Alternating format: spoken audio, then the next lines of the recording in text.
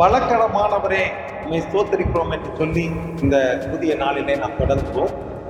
சங்கீதம் 17:7 உம்மை நம்பி இருக்கிறவர்களுக்கு விரோதமாய் எழுப்புகிறவர்கள் என்று உமது வலது கரத்தினால் தப்புவித்து ரட்சிக்கிறவரே, உம்முடைய அதிசயமான கிருபை விளங்க பண்ணும் என்று சொல்லி நாம் வாசிக்கிறோம். தேவனுடைய கிருபை தன்னிடத்திலிருந்து பிரதிட்சமாய் வெளிப்பட வேண்டும் என்று தாவீது விண்ணப்பம் பண்ணுகிறார். தாவீது நல்ல ஒரு ஜெப வீரர், நல்ல சங்கீதங்களை பாடல்களை பாடினவர். தம்மை நம்புகிறவர்களை கர்த்தர் தம்முடைய வலது கரத்தினால் தப்புவித்து ரட்சிக்கிறார். கர்த்தருடைய வலது கரம் என்பது அவருடைய சர்வ வல்லமையை குறிக்கிறது. வார்த்தை தம்முடைய பிள்ளைகளை ரட்சிப்பதற்கு கர்த்தருடைய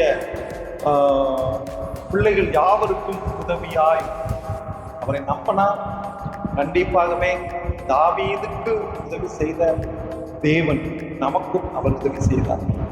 ஒத்தாசையும் தேவை.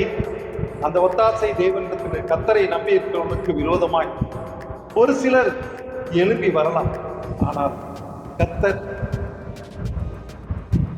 யாரெல்லாம் கர்த்தரை நம்பி இருக்கிறார்களோ அவர்களுக்கு விரோதமாய் எழுப்புகிற எந்த ஆயுதம் வாய்க்காதே போகும் என்று தாவீது அறிந்தபடினாலே வலதுகரமானவரே என்று புகழுகிறார். நமக்கும் தேவன் வலதுகரமாய் இருந்து காப்பாராக.